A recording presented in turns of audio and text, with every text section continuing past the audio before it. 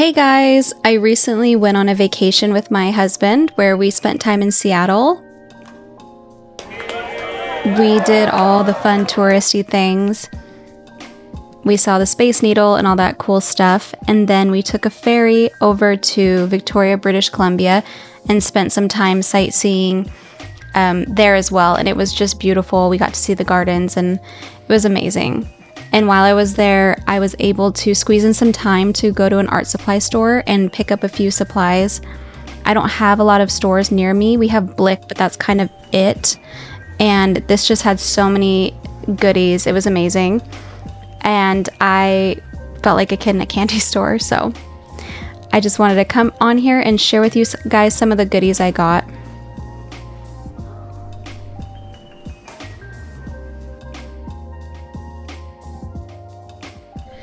So I would say about 70% of the stuff I bought was practical stuff, but I did splurge on a few things here and there. The first thing I got was this Royal Talon sketchbook. I can always use more sketchbooks, even though I don't need that many more. I have a mini version of a Royal Talon sketchbook, but I wanted one that was similar to my moleskin, so I grabbed one of those. I also really loved that mint green color. The next thing I got, this is a very practical item. It's like a sprayer it's a water sprayer, but it's like in pen form. I see these a lot with people who are traveling with their watercolors because it's so much more practical. The shape of it, they can stick it in their roll-ups. I'm forgetting what those are called, where you put everything in there, or just like their pencil case. I really like that, so I grabbed a couple of those. Let's see, what else did I get? These are a pack of Stabilo woody pencils. They're water-soluble, like wax pastel crayons. They're made for kids, but a lot of artists also use them. And I got the 10-pack just as like the starter kit, basically. I've had these on my list for quite a while, but I was in a Neocolor phase and I was just focused on those. So I put off getting these for quite a while, but while I was there, I decided to finally pick up a pack. I got another Tombow pen. I really like this pen. I used it when I was sketching on the ferry from Seattle to Victoria, and I was like, I need a backup of those. Okay, this one, super excited about. It is the Art Toolkit Pocket Palette. I believe I mentioned in my previous, my travel supply video, that I was looking for something I could make a mini palette out of for traveling. And I saw this in a few other artists that I follow. They use these, and so when I saw it at this art shop, I picked it up because it's like the perfect tiny little travel size. I'm not sure what the card says. I can't read it from where I'm doing this voiceover, but I really liked the various pan sizes. They had a couple different variations of pan sizes that you could get. I think one was all the same pan size, and this one had multiple sizes. So I chose that one just because I want to be able to put more paint in some than others. Okay, I got some Bulldog clips because I don't know why. These are really hard for me to find. The one I'm showing on my left, if you look at the size of, or the side of it, it almost like digs into my sketchbook. So I liked the ones at that shop because they had that flat inner piece that I really prefer. Then I got a eraser, which is very boring, but important.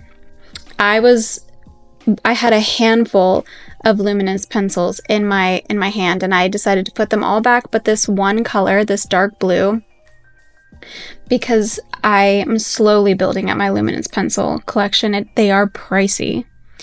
And then I finally got my first Schmincke paints. I've never Schmincke. I don't own any. And these two granulating paints I saw quite a while back, and I had them on my Amazon wish list and my Blick wish list and all of the wish lists, but I never bought them. So I got to test them in the shop, which was really cool. And because sometimes they'll lay out little like test pieces of paper, and I loved them, so I grabbed them. Okay, well, let's get into some swatches just so I can show you a little bit closer what some of these supplies can do. This is just a swatch. Oh, I think I'm showing you here the difference in color with my moleskin paper versus Royal Talons. If you guys have never tried one or the other, the Royal Talons paper is more of like an ivory cream color, whereas the moleskin is more of a like closer to white or off-white. So let me get those bulldog clips in there. I think they're called bulldog clips.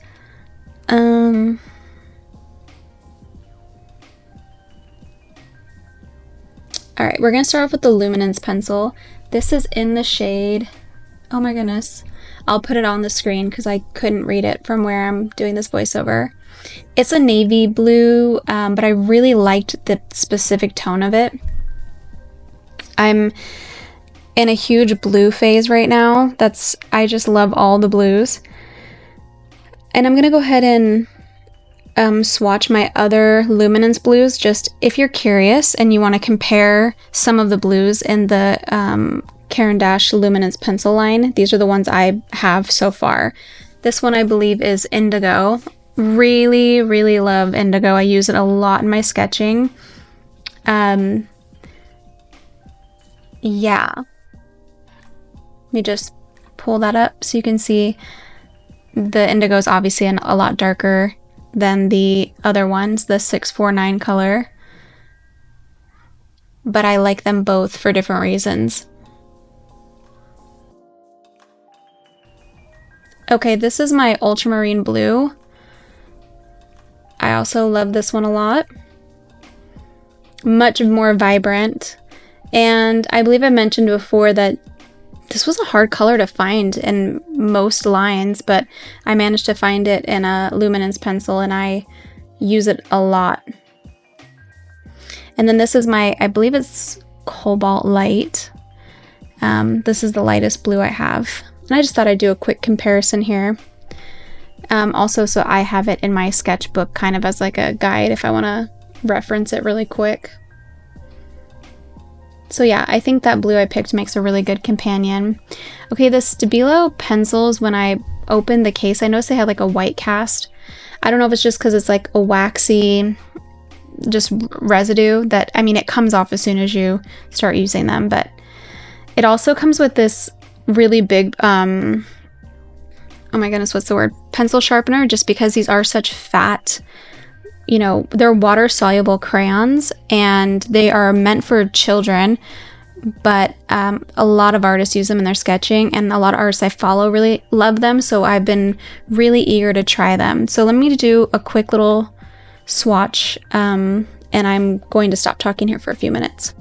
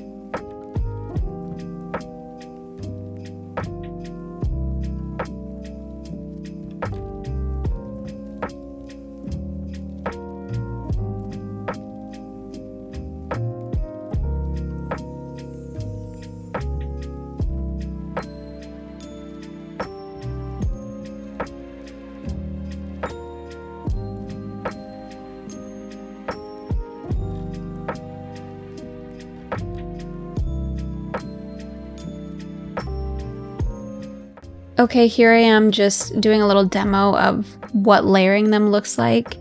Granted, this turns out pretty muddy, but with the right colors and all of that, I think they layer pretty well.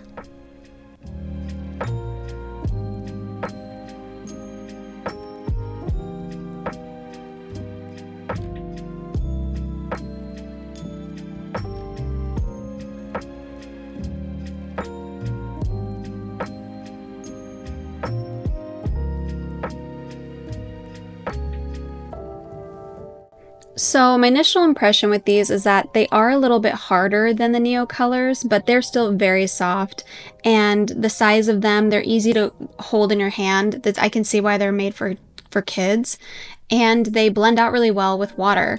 So yeah, they behave very similar to Neo colors in this initial impression. They're not as creamy and rich, I would say, but I still like their size. I like that you can't get too precious with detail. You have to use them in more of an impressionist way, which sometimes I struggle with detailing and focusing too much on that, so I like this for that. And I've incorporated some of these into a few sketches here and there, just testing them out. But yeah, so far I'm really enjoying these actually.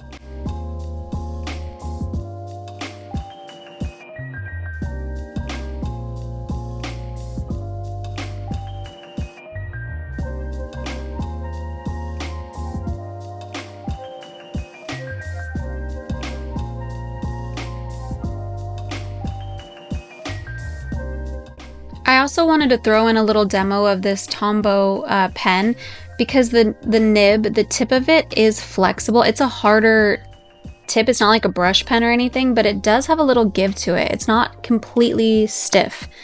And when you use it on its side, it can give you fatter strokes. And then of course, when you do it, perfectly upright, it'll be finer. I love this pen. This is one I have open and used, but I thought I'd show you a little demo of it. Okay, so I do end up swatching these two watercolors in this Royal Talon sketchbook, but I don't feel like this kind of paper, maybe it's the color, maybe it's just how thin it is and it's not built for watercolor necessarily. It does not show the granulation or the true character of this paint. So I am going to do some swatches on here, but I'm going to take some regular cotton watercolor paper, cold pressed cotton watercolor paper here in a moment and show you what it looks like on that paper, which I feel is more, is a better, what am I trying to say? It shows the character better, it highlights it better. You can see the granulation way better on the cotton paper. So yeah, this is the Schmincke Glacier Green. It's a really pretty muted, sort of slate color almost.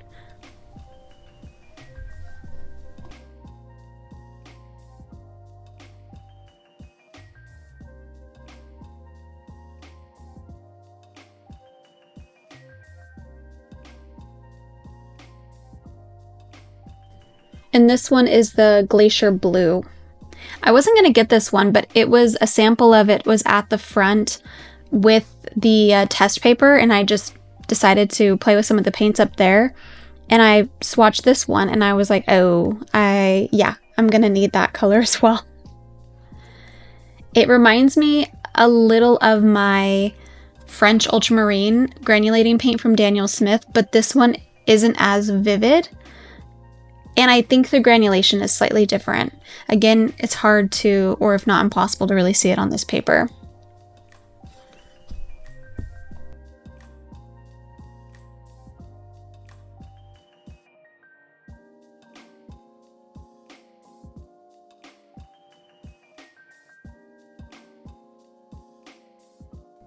Okay, I got out my Bauhong Academy watercolor paper.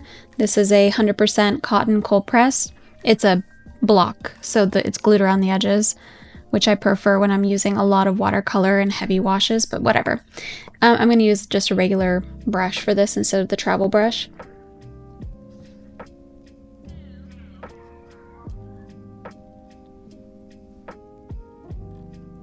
Yeah, already you can see a better swatch example here.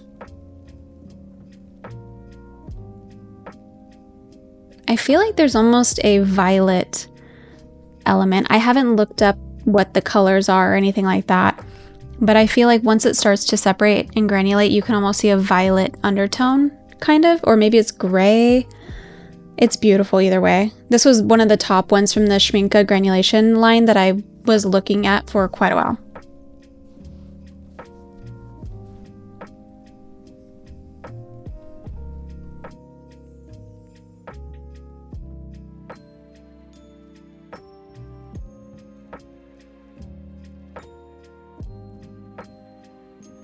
This glacier blue color was thin, and when I opened the lid it started spilling out quite a bit, so I'm just going around the edge to get the swatch color. So pretty. So pretty. Oh my goodness. I don't think there's enough granulating watercolors in the world. I love all of them, I swear.